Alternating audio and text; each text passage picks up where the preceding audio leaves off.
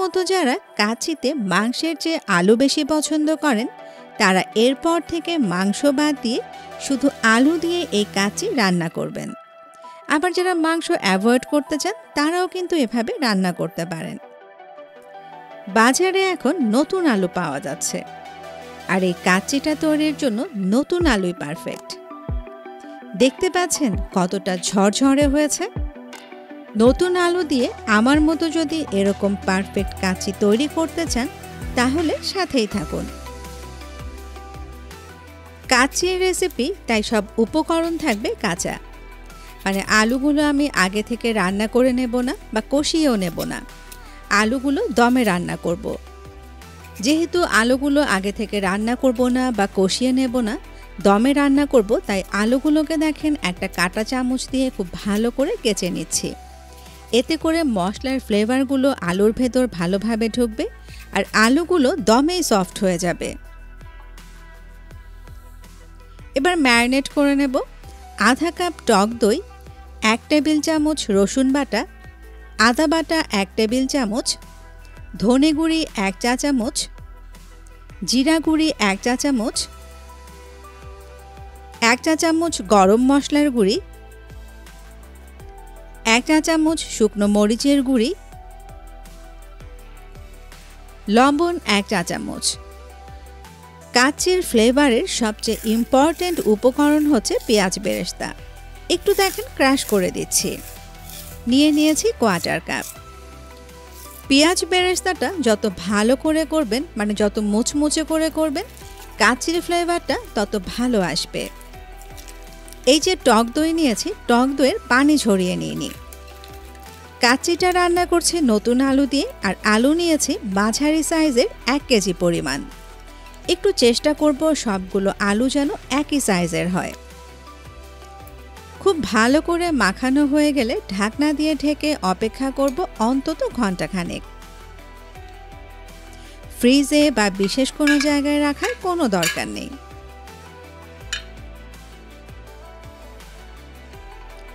কাচ্চি রান্না করব সুগন্ধি চাল দিয়ে।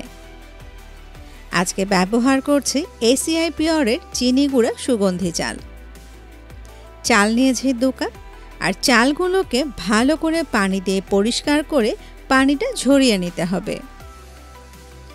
চাল সেদ্ধ করতে চলে আসলাম। 2 কাপ চালের জন্য 4 কাপ পানি ভালো করে বলক তুলে নিয়েছি। 1 টেবিল চামচ লবণ, 1/4 চা চামচ শাহি জিরা, 2টি তেজপাতা, একটি বড় টুকরো দারুচিনি, 4-5টি লং, 3টি ছোট এলাচ। একটু ভালো করে মিক্স করে নিচ্ছি। কাচ্চির আসল ফ্লেভারের জন্য আপনাকে অবশ্যই শাহি জিরা দিতে হবে। নর্মাল জিরা দিলে ফ্লেভারটা আসবে না। পানি ঝরিয়ে রাখা চালগুলো নিয়ে নিচ্ছি। 1 টেবিল চামচের মতো রান্নার তেল দিয়ে একটু ভালো করে মিক্স করে নিচ্ছি। ভালো কথা, চুলোর আঁচটা কিন্তু ফুল আছে এবং পুরো প্রসেসটুকুতে চুলোর আঁচটা ফুল থাকবে। এই পর্যায়ে পানিটা একটু চেখে দেখবেন। যদি নুনটা মনে না হয় তাহলে আরও কিছুটা লবণ অ্যাড করে দেবেন। এই পর্যায়ে যদি লবণের ব্যালেন্সটা আমরা ঠিক করতে না পারি, পরে কাচ্চিতে লবণ কিন্তু আর ব্যালেন্স হবে না। এবার অপেক্ষা করছি পানিটা চালের গায়ে গায়ে আসা পর্যন্ত। ভিডিও শুরুতে যে দেখতে পেলেন কাচ্চিটা কতটা ঝরঝরে হয়েছে এবং প্রতিটা চালের দানা যে আস্ত আছে, যদি ওরকম পারফেক্ট রেজাল্ট পেতে চান তাহলে এই পর্যায়ে চাল খুব বেশি নাড়াচাড়া করা যাবে না। যত কম নাড়াচাড়া করব কাচ্চি তত ঝরঝরে হবে। চালগুলো কিন্তু একদম সফট করে ফেলবো না, একটু শক্ত থাকা অবস্থাতে পানিটা ঝরিয়ে নিতে হবে, আর বাকিটুকু হবে দমে দেওয়ার পর। দেখতে পাচ্ছেন চালগুলো অলমোস্ট ফুটে গেছে। এই পর্যায়ে খুব আলতো করে একবার নেড়ে দিচ্ছি। পানি চালের গায়ে গায়ে চলে এসছে। এই পর্যায়ে চালগুলো একটা ছাঁকনিতে ঢেলে নিয়ে পানিটা ঝরিয়ে নিচ্ছি। দমে দেওয়ার প্রসেসে চলে আসলাম।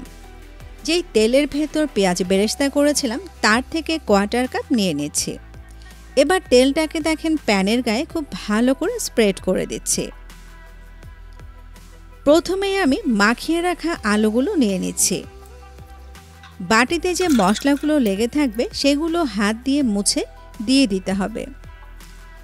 আলুগুলো একটা লেয়ারে বিছাতে হবে, আর লক্ষ্য রাখতে হবে প্রতিটা আলু যেন প্যানের গায়ে লেগে থাকে। কেন সেটা পরে বলছি। সেদ্ধ করে নেওয়া চালগুলোর অর্ধেকটা আলুর উপর বিছিয়ে দিচ্ছি। আর এই কাজটা কিন্তু করতে হবে চালগুলো গরম থাকা অবস্থায়। একটা জিনিস লক্ষ্য করছেন তো, আমি কিন্তু চাল থেকে কোনো মশলা ফেলে দেইনি, মশলাগুলো সহই চালগুলো নিয়ে নিয়েছি। খুব ভালো করে চালগুলোকে বিছিয়ে দিলাম। পেঁয়াজ বেরেস্তা নিয়ে নিচ্ছি। বেরেস্তা নিয়েছি 1 কাপ। এই লেয়ারে দিয়ে দিচ্ছি অর্ধেকটা। যত মুচমুচে পেঁয়াজ বেরেস্তা দেব, কাচ্চির ফ্লেভার তত দুর্দান্ত আসবে। কিছু কিশমিশ দিয়ে দিচ্ছি। এগুলোর পরিমাণ বলছি না, যার যতটুকু ভালো লাগে দিয়ে দেবেন। 4-5টি আলু বোখরা, এটা টক মিষ্টি একটা ফ্লেভার নিয়ে আসবে। এবার বাকি যে চালটুকু ছিল সেটা বিছিয়ে দিচ্ছি। অনেকেই মনে করেন কাচ্চির স্পেশাল কোনো মশলা আছে। আসলে কাচ্চি তৈরির জন্য স্পেশাল কোনো মশলা নেই। আমি যে উপকরণগুলো দিলাম এবং যেভাবে স্টেপের পর স্টেপগুলো তৈরি করলাম, এভাবে যদি হুবহু ফলো করেন, কাচ্চির টেস্ট এবং ফ্লেভার দুটোই পারফেক্ট হবে। 1 কাপ দুধ নিয়ে নিচ্ছি। দুধটা ভালো করে জাল করে গরম অবস্থায় দিতে হবে। 2 টেবিল চামচ ঘি ছড়িয়ে দিচ্ছি, আর এই ঘি অবশ্যই দিতে হবে। আলু বিছানো নিয়ে বলছিলাম, 1 লেয়ারে বিছালে আলুর এক পাশ হাঁড়ির সাথে লেগে থাকবে, আর দমে থাকতে থাকতে সেই পাশটা অনেকটাই ঝলসে যাবে, আর তখনই আলুর ফ্লেভারটা দুর্দান্ত হবে। 8-10টা আস্ত কাঁচামরিচ দিয়ে দিচ্ছি। এটা ঝাল বাড়াবে না, কিন্তু কাচ্চির ভেতর দারুণ একটা ফ্লেভার নিয়ে আসবে। কাচ্চিটাকে যদি একটু কালারফুল করতে চান, তাহলে একটু বিরিয়ানির রং দিয়ে দেবেন, মানে জর্দার রং দিয়ে দেবেন। খুব বেশি না, এই ধরেন 3-4 ফোঁটা। বাকি যে পেঁয়াজ বেরেস্তাটুকু ছিল তা দিয়ে দিচ্ছি। কাচ্চির ফ্লেভারটাকে আরও স্ট্রং করার জন্য 1 টেবিল চামচ কেওড়ার জল। আপনারা চাইলে স্কিপ করতে পারেন, তবে এটা না দিলে কাচ্চির সেই ফ্লেভারটা কিন্তু পাবেন না।